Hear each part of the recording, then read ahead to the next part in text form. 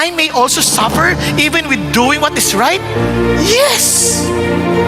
But if we react or respond according to our calling from God, God is pleased. Kasi nga we live for His pleasure. Kaya wag na wag tayong magre-respond ng hindi nakakatuwa sa Diyos. Kasi siya yung kakampi natin eh. Eh kung siya pa'y makaaway natin, yari tayo. Wala tayong kalaban-laban. But if God is with us, who can be against us?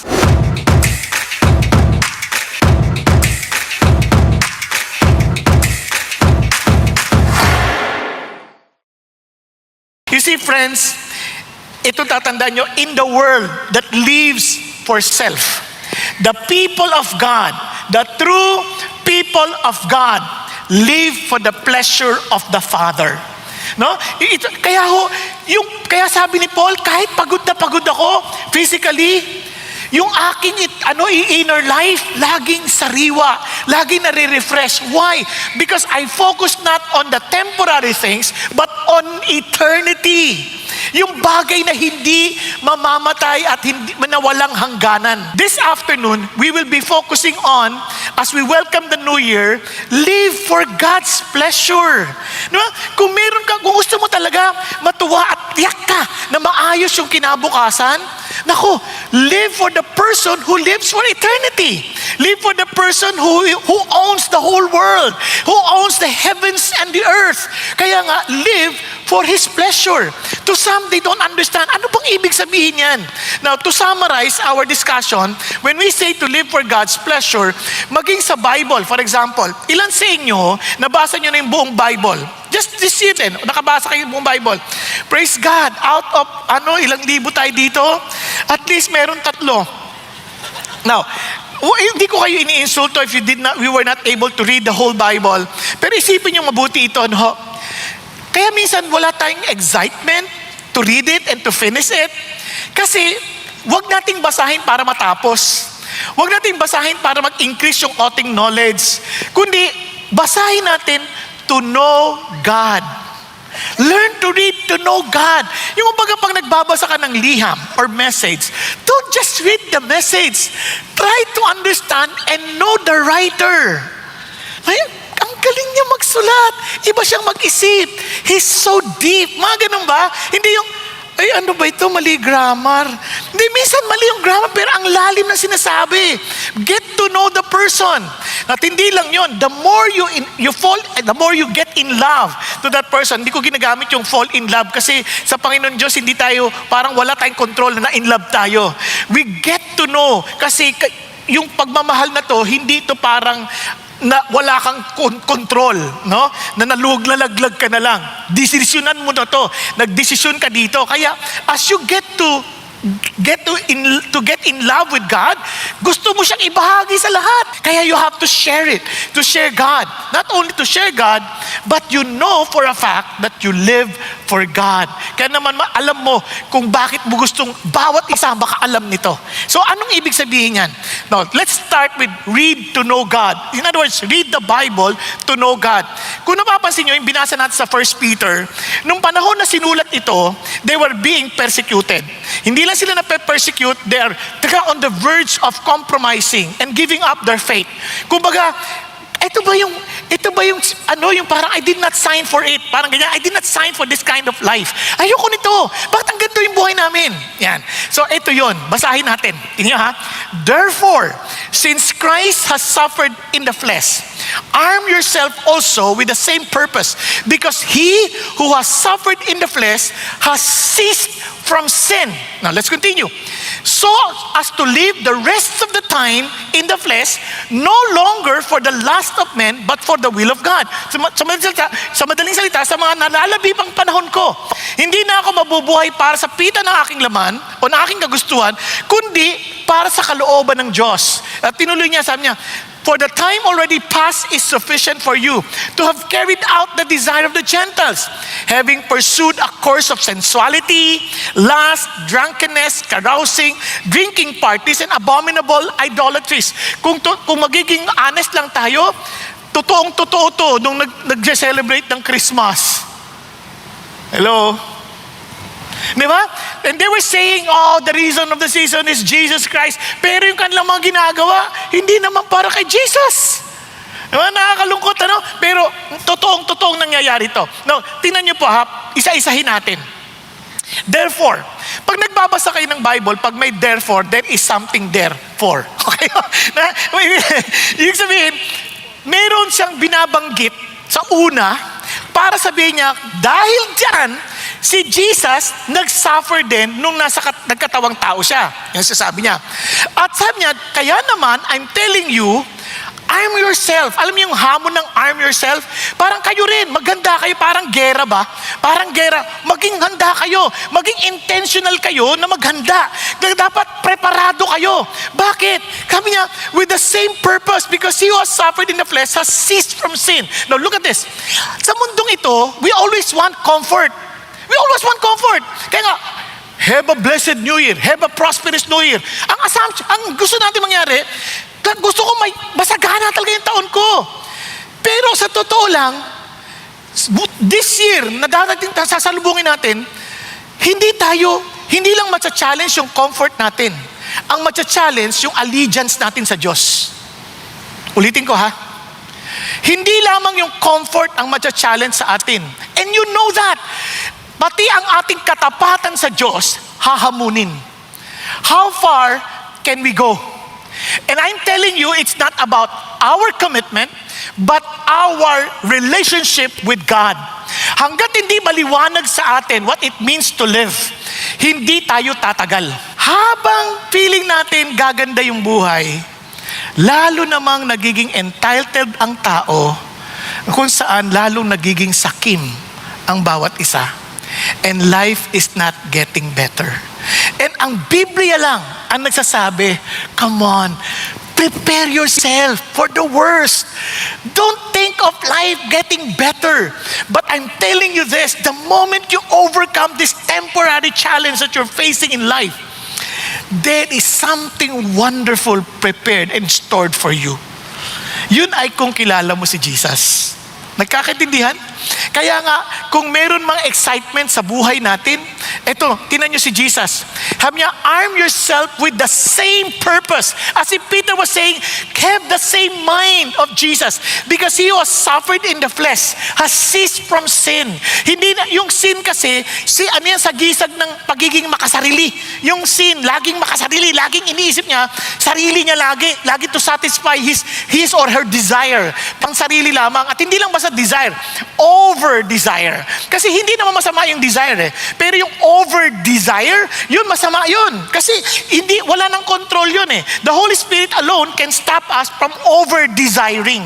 No? Kaya nga ang tawag niya sa Greek epithemia, yung sobrang pagkahangad. Kaya pag sumobra, talagang hindi na siya nakakabuti kasi it is in the flesh. At sabi niya, and since you are no longer running after these things of the flesh, tumigil ka sa lanan, somehow, para kang going against the tide. No? Para kang nagka-counterflow. Pag nag-counterflow ka, hindi madali yun. Talagang mas mabigat yun. Kaya madaling magtapang-tapangan if everyone is going along with you. Pero if you're going against, ibang usapan yon. Doon lalabas, talaga bang matapang ka? Di ba? Kaya dito ho yung challenge na yon. Now, tingnan nyo po ha. Tingnan nyo po. Bakit importante yun that we have the same mind of Jesus Christ? Same purpose, same understanding of suffering, because what shapes our thinking shapes our living. Are you following? Kung ano yung laman ng isip natin, yun din ang uhubog sa ating pamumuhay. So in other words, what shapes your mind shapes your life. Nagkakaintindihan? Yun ang dahilan kung bakit we need to understand ano yung purpose ni Jesus. Ano yung isip ni Jesus? For example, when Jesus suffered, remember, therefore, atras tayo. Ano ba yung isip ni Jesus when He suffered? And He wants us also to understand that so that we may have the same purpose. Ang sabi niya, for you have been called for this purpose. Since Christ also suffered for you, leaving you an example for you to follow in His steps. Diba? Bakit importante yun? Una, hindi tayo maiwasan ng suffering. Okay? Pakisabi sa katabi mo, magdurusa ka din. Huwag mo na sumpahin. Hindi natin maiwasan yan. Whether you like it or not, mayroong pagdurusa. Hindi natin alam kung kailan, hindi natin alam kung paano, but mayroong pagdurusa. Di ba? Pagtingin mo lang sa katabi mo, oo nga. Hindi. Joke lang. Balik tayo dito. Ang sabi niya, but, even if we do suffer, huwag kang magkasala ha. Bakit? Who committed no sin. Nagpakita na example si Jesus. Nor was any deceit found in his mouth. Hindi siya nagsinungaling. Kasi ibang tao, para maiwasan ng pagdurusa, magsisinungaling. Sabi niya, and while being reviled, habang siya inaabuso verbally or iniinsulto, he did not revile in return. Kasi pag ininsulto tayo, bawi tayo. Hindi pa pwede yan. Tama? But Jesus Christ gave us this example. And when he kept entrusting, paano niya ginawa yun? He uttered no threats. Kasi kung meron ka namang kakayanan at kapangyarihan para sirain yung kalaban mo, takutin mo na. Jesus had that kind of power. Kaya niyang tawagin ng legions of angels to destroy the enemy. And just imagine, one angel can destroy 150,000, 700,000, 500,000. Sobrang makapangyarihan ito. But he did not do it. Bakit? Tingnan niyo, sabi niya, ang ginawa niya, he kept entrusting himself to him who judges righteously. Ang isip niya, ano man ang gawin nila, hindi ko sila papatulan kasi nagtitiwala ako sa tatay ko. Now listen, hindi ka magtitiwala sa isang tao na hindi mo kilala. Nagkakandiyan. Hindi ka magtitiwala kahit kanino na hindi mo alam anong kanyang kapasidad. But the mere fact that Jesus knew his Father well, he entrusted himself to God. Kaya nga, whenever we study and read the scripture, if you want to understand the mind of Christ, go back to His Word. Kasi doon mo maintindihan, ito yung layunin ni Jesus, ito yung puso ni Jesus. Ang galing ng Diyos, alam niyo ba na sinabi niya to? Tingnan ninyo ha, pagpunta niyo ng chapter 3, look at the words, in the same way. Diba? In the same way. Sabi niya, in the same way. Katulad ng ginawa ni Jesus. You wives, asawa ka agad at tinukoy. Mga babae, kasi sakit ng ulo mga lalaki. Kasama na ako doon. Hindi, sa totoo lang. Kayo mga babae, tingnan niyo ha. Agad-agad, be submissive to your own husband. Naku po, submissive. Sino mga babae dito? May asawa? Alam nyo kung gaano kahirap mag-submit sa mga lalaking feeling nyo hindi marunong mag-isip. Feeling nyo yun. Ano ba to? Hindi nag-iisip to. Paano ko magtitiwala rito? Di ba? Kaya buhay namin gulo-gulo. Kung hindi pa ako nagtrabaho, kung hindi pa ako nag-isip ng negosyo, wala na kami kinabukasan. Naintindihan nyo yung sabihin, narinig ko sa mga drama yan eh. Kaya sabi ng lalaki ko, pero be submissive. Yung nga matinong lalaki, ang hirap na sundin eh. Lalo na, sabi niya, so that if any of them are disobedient to the word, they may be won without a word by the behavior of their wives. Imagine ninyo, hindi nagtitiwala sa salita ng Diyos. So ano magagawa ng lalaking to? Mandaya, mambabae, manlalaki. Naintindihan niyo yung sabihin? Mambugbog. Paano ako magsasabit sa ganyan?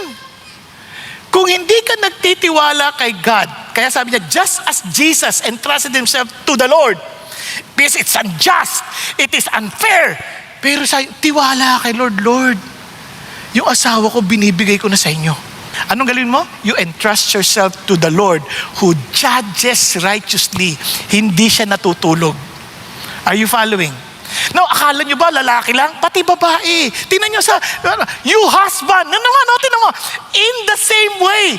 Kaya laging nilalagay yung in the same way. Kasi ang example kay Jesus. In the same way, live with your wives in an understanding way. As with someone weaker since he's a woman. Now, alam nyo po ba? Kung napapansin nyo lang, ang mga lalaki, sa totoo lang, kasama si Paul huwag kang magkaroon ng sama ng loob sa asawa mo. Kasi ang mga babae kakaiba. Talagang they always think na yung mga lalaki hindi ganun kagagaling. Kaya tinuturuan sila sa lahat ng bagay. Pinapansin ang kanilang pagsubo ng pagkain. Ba't kanya sumubo? Pinapansin pati pag-flush ng toilet. Ba't kanya mag-flush? Pinapansin pati paghugas ng plato. Hindi kanya maghugas ng plato. Lahat na lang parang wala siyang tamang ginagawa. Ngayon, kung magre-react ka, sasamahan loob mo, at anong kala mo sa akin? Bakit? Hindi ganun eh. So, yun lang, tatakutin din. Hindi. You trust God. Paano? Siya lang ang magbibigay sa'yo ng pagkaunawa sa babae. Alam mo, una-una, kaya naman ayaw niya na may mga tulo eh. Hindi mo ba napansin, siya yung lagi naglilinis. She wants the place to be clean. For whom? For all of you to be healthy. Di ba? Bakit kayo pinapansin lagi ang iyong kasuotan? Kasi she wants you to be perfect. Ayaw kanyang mapahiya sa iba. Nobody else can care the way she cares for you. Di ba? Ibang tao, wala silang pakialam sa'yo. Kahit marami ka ng balakubak dyan. Hindi lang papasin, asawa mo, hindi lang balakubak ang kinukuskos, pati ulo mo. Ano ba? Sa sobrang paghahangad nila na huwag ka mapahiya. But you will never understand that unless you are looking at God and seeing the very grace of life, a grace that God provided you. Hindi ka rin mabuting tao, and yet God loves you as you are. God took care of you. God saved you. At doon mo lang marirealize, Lord, kung hindi dahil sa inyo who suffered for my sin in order for me to be saved, wala akong pag-asa. And don't ever think that we're better than our wives. Kaya doon nahuhulog ang maraming mga tao, mga lalaki. Kasi isip nila, though they want respect, iniisip nila, Lord, I respect you more than I respect myself. Nagkakaintindihan po. Now, tingnan nyo ha, hindi natapos doon. Tinuloy niya pa. Sabi niya, to sum up, di ba? Ibig sabihin, covering all kinds of relationship, all of you, be harmonious, sympathetic, brotherly, kind-hearted, and humble in spirit. Lahat yan imposible without God. And not returning evil for evil. Kaya bakit may mga road rage? Nagkagit-gitan lang. Hindi yung papayabangan. Di ba? Na-insulto. Babawian ng insulto. Kasi yun ang normal. Pero sabi ng Panginoon Diyos, without knowing Jesus, the way He suffered, not having the same purpose, the same mind, we will return evil for evil. But because we have the same mind of Christ, hindi natin gaganti. But instead, giving a blessing. Sabi niya, for you were called for the very purpose that you might inherit a blessing. Bakit ka mo? Kaya, ba't ko gagantihan yan? Alam ko namang sa langit ako pupunta. Kawawa naman buhay niya. Yung kaligayahan niya, panlupa lang. Kawawa naman yan. Naunawaan po? Andyan pa ba kayo? Kaya alam niyo, maraming hamon na darating sa taon na ito. And I pray, ngayon pa lang pinagpe-pray nyo na, huwag magloko ang inyong asawa. Na ibalik sila ng Diyos. Na kahit yung, Lord, huwag naman pong yung asawa ko maging masyado mapagturo. Naku ha, sabihin nyo sa Diyos, yung mga fears natin, yung mga bagay na concerns natin, dalhin natin sa Diyos. As we get to know God, He is concerned with your relationship, He's concerned with your family, He's concerned with your work, He's concerned with the way you deal with people. Because nobody becomes successful without knowing how to relate. Sikreto, gusto nyo magtagumpay? Relationship, relationship, relationship. Kaya ang turo ng Diyos, relationship, because we trust the God of love. Amen? Kaya yun ang ating inaasahan. Now, tingnan niyo po ba ang amazing part? Tinuloy niya pa, kaya sanctify Christ as Lord in your hearts, always being ready to make a defense to everyone who asks you to give an account for the hope that is in you, yet with gentleness and reverence. Kumbaga, kapag ba't kanyang ka pa rin sumagot? Hindi yung, kasi wala kang faith, ako meron. Hindi ganun. Hindi, walang gentleness dun eh. Dapat nandun yung idea na, Lord, grasya talaga ng Diyos eh. Tinuruan ako ng Diyos. Sa totoo lang, hindi ko rin man din kaya. Magagalitin din ako. Kaya lang, sa biyaya ng Diyos, pinapaalala niya lagi sa akin na, siya mapagpatawad. Kaya ako rin dapat maging mapagpatawad. Because I live no longer for myself, but for Him who died and lived for me. Are you following? Kaya ito yung amazing part dito. Kaya sabi niya, and keep a good conscience so that in the things in which you are slandered, those who revile your good behavior in Christ will be put to shame. Tingnan niyo pa, ito pa yung challenge. For it is better if God should will it so that you suffer for doing what is right rather than doing what is wrong. You mean to say, I may also suffer even with doing what is right? Yes. But if we react or respond according to our calling from God, God is pleased. Kasi nga we live for His pleasure. Kaya wag na wag tayong magre-respond ng hindi nakakatuwa sa Diyos. Kasi siya yung kakampi natin eh. Eh kung siya pa yung makaaway natin, yari tayo. Wala tayong kalaban-laban. But if God is with us, who can be against us? Look at this. For Christ also suffered once for sins, the righteous for the unrighteous. Can you imagine si Jesus dying for the unrighteous? And sabi niya ron, to bring you to God. Sa totoo lang, no matter how we try, how hard we try, na maging katanggap-tanggap sa Diyos, kung hindi dahil kay Jesus, hindi matatanggap ang ating mabubuting gawa. Walang saysay lahat nitong pagpapagal natin. Kasi kung hindi dahil kay Jesus. Katingnan niyo po, kasi sabi niya, He was put to death in the body, but made alive in the spirit. Kumbaga, even Jesus suffered. For what purpose? Hindi para sa kanyang sarili. Imagine, iniwan niya yung comfort ng heaven. Para ano? Para makaranas tayo ng pag-asa ng kawalang hanggan. Ang bait ng Diyos, dahil sa Kanya, ano nangyari sa atin? Sabi niya ganoon, tingnan niyo ha, so as to live the rest of the time in the flesh, no longer for the lust of men, but for the will of God.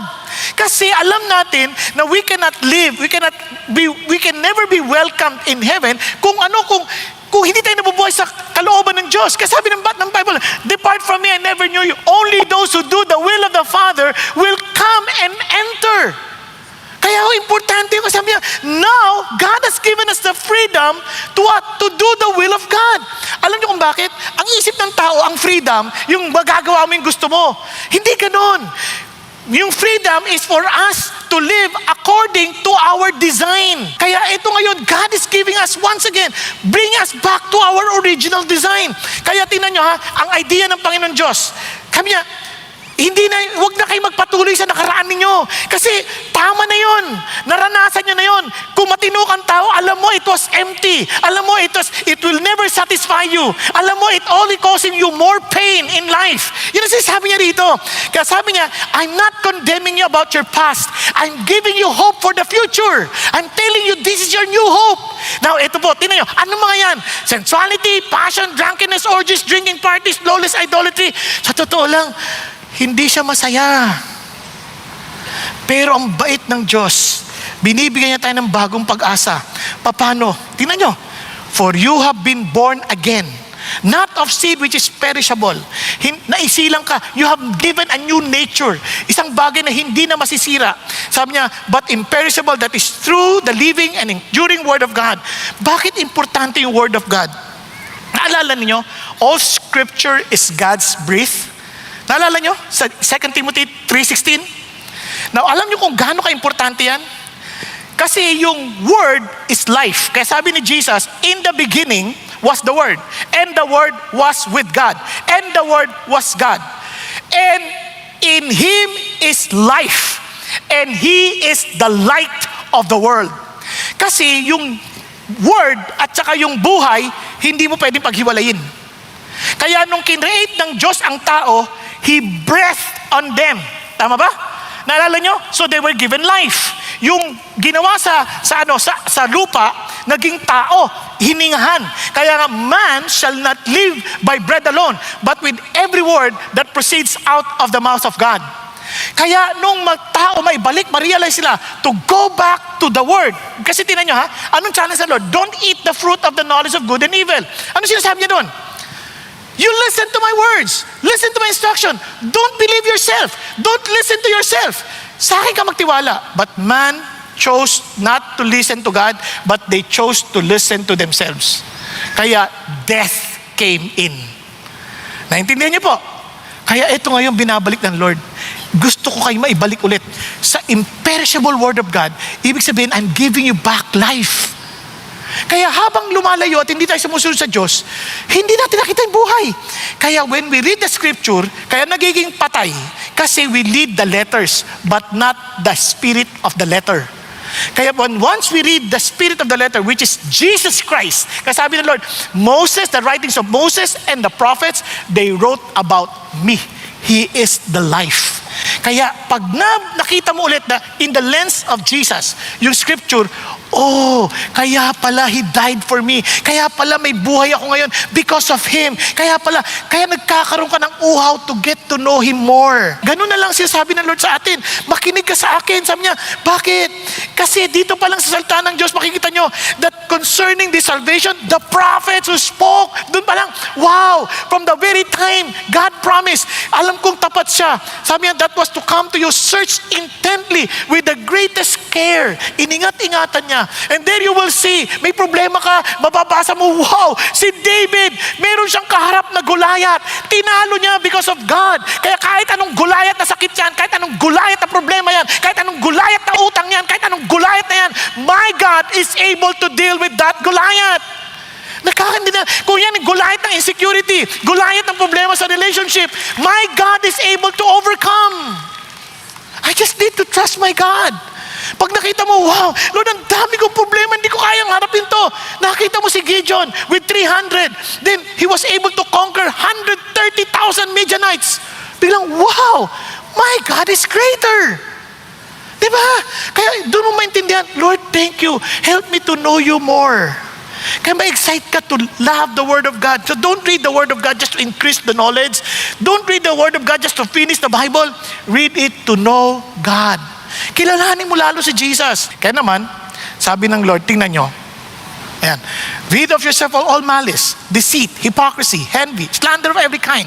Like newborn babies crave for pure spiritual milk, so that by it you may grow up in your salvation, now that you have, look at the words, tasted that the Lord is good.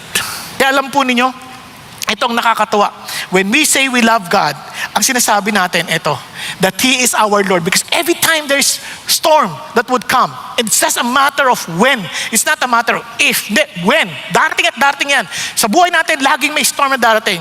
Ano sabi ng Lord? But everyone who hears these words of mine and does not put them into practice is like a foolish man who built his house on the sand.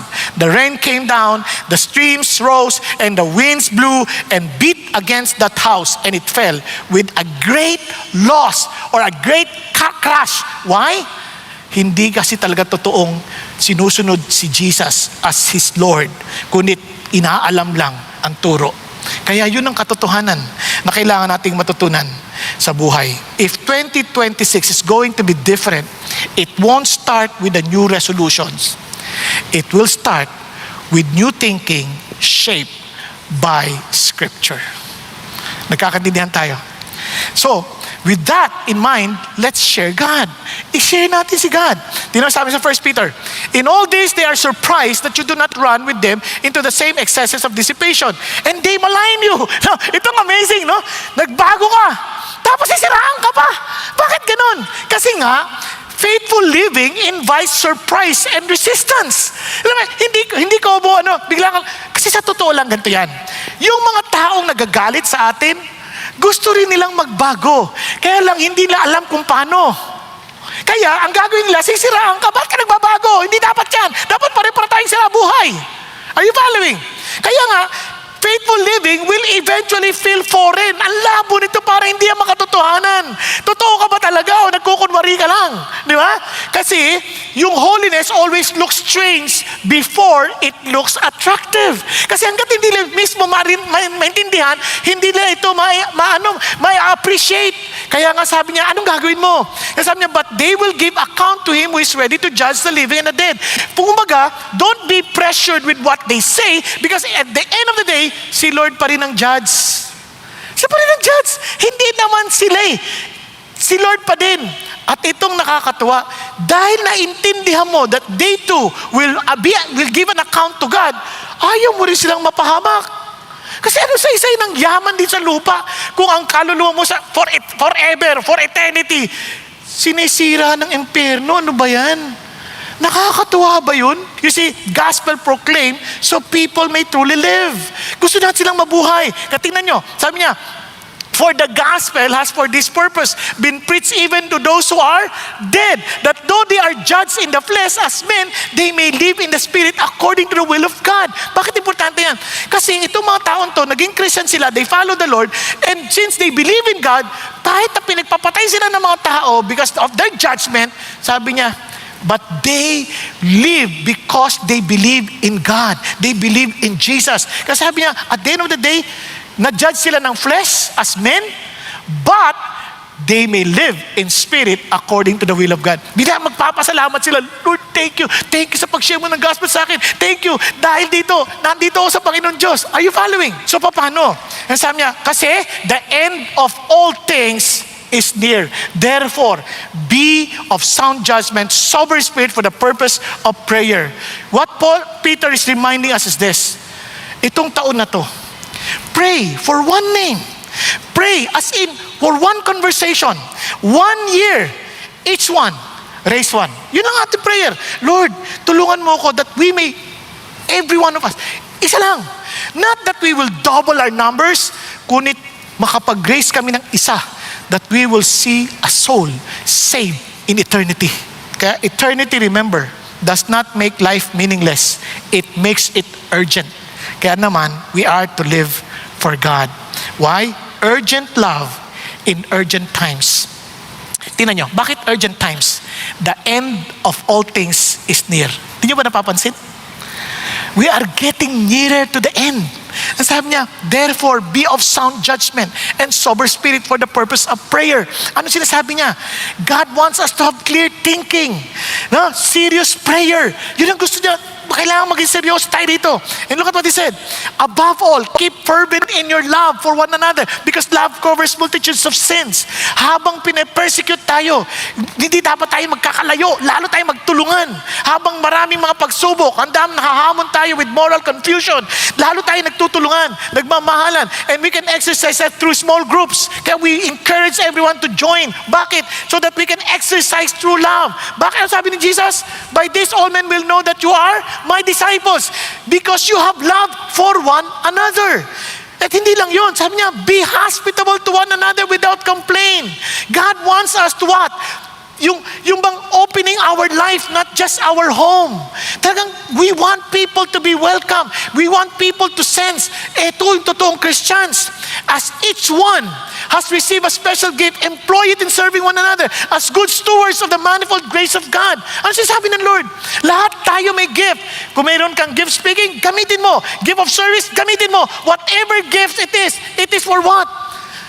Do all things that God may be glorified through Christ Jesus. Ano sinasabi niya? God wants us to be self-controlled minds, sober prayer lives, and give stewarded for God's glory. Huwag natin gamitin yung gift natin para sa sarili nating kapakanan. It is for God's glory. Ito mga kapatid, ang ating pong buhay ay hindi po para lamang sa ating sarili. Kasi nasabi ng Panginoon Diyos, He desires for all of us to use our gifts for what purpose? That God may be glorified. Hindi ka binigyan ng gift para lang sa iyong sariling kaharian. The goal of the gift is not visibility para maging sikat tayo, but worship. It's doxology.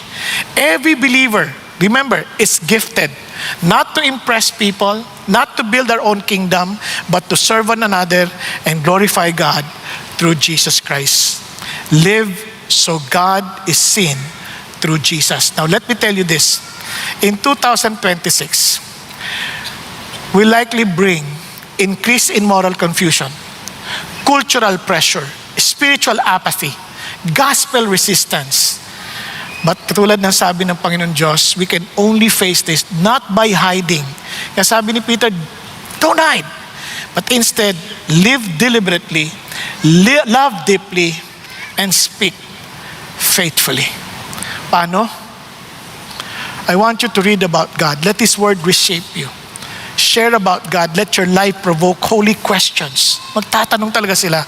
And live for God. Let every gift serve His glory. Now imagine, sa harap ni Jesus Christ, tatanungin ka, who did you bring with you?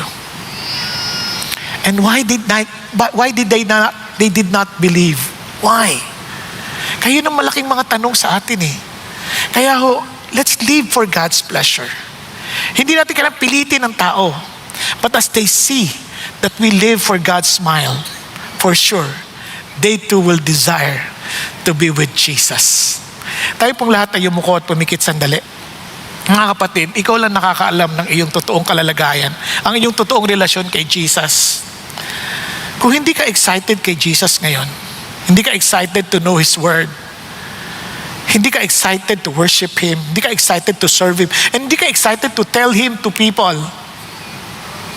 how can you be sure na you will be excited when you are with Him in eternity?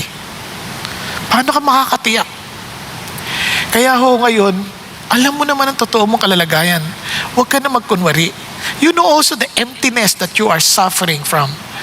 Alam mo rin yon. At hindi lang sa mga tao nandito, kundi sa mga nasa online. Alam mo pinagdadaanan mo. You may be smiling, laughing, celebrating, but deep within you, you know how empty you are. And God wants to save you. God wants to save us. God wants to give us meaningful life.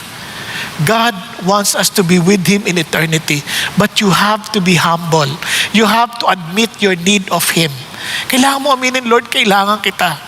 Lord, patawarin ninyo ako na nabubuhay ako independent from you. Lord, tulungan niyo po ako na hindi ko po habulin ang kayamanan, hindi ko po kailangan habulin ang mga bagay na inaakala ko magpapasaya sa akin, kundi kayo ang aking tunay na mabuhay ako para sa inyo. At salamat na hindi nyo kami pagkukulangin at hindi kailanman kami, Panginoon, hindi nyo kami iiwan tulad ng iyong pangako. Kaya naman we are confident to face 2026 because if God is with us, who can be against us? Kaya be honest to God, Lord, kailangan ko kayo. If God is speaking to you, be humble. Express your humility by raising your hand to the Lord and say, ako po yun, Lord. I need you. Yes. Huwag kang mahiya. Taas mo kamay mo sa Panginoon. Yes, yes. Thank you, Jesus. Thank you, Lord. Thank you, Jesus. Yes. Kahit sa mga nasa online. Yes, thank you, Lord. As you raise your hands, sabi mo, Lord, reveal yourself to me. I need you. Thank you for dying on the cross for my sin. And thank you, Lord, that you rose again from the dead to give me a new life. Kaya naman, Lord, mula ngayon, I want just to live for you. I want to live for your pleasure. Tulungan niyo ako. Bigyan mo ako ng uhaw sa iyong salita. Bigyan mo ako ng kaunawaan that I may know your will. And Lord, tulungan mo mag-discover ko rin yung aking gift para maiambag ko sa ibang tao. Para maging papuri ako sa inyo. At higit sa lahat, tulungan mo rin ikwento ko sa iba, sabihin ko sa iba, ang natagpuan kong kaligtasan mula sa inyo. Na sila rin ay makaranas ng pag-asa ng kawalang hanggan mula sa iyong anak na si Jesucristo. Salamat po, Panginoon, na totoo kayo sa iyong salita, sa iyong mga pangako. Kaya naman, Panginoon, tinatanggap ko kayo bilang aking Panginoon at tagapagligtas. At ang kalooban niyo ang maghari sa buhay ko. Thank you, Lord. Lord, empower your people with your Holy Spirit. And I pray for every family we represent. Allow your blessing of peace, a blessing of joy, a blessing of your manifest presence to be upon all of us. In the mighty name of your Son, Jesus Christ, we pray. Amen, amen, and amen.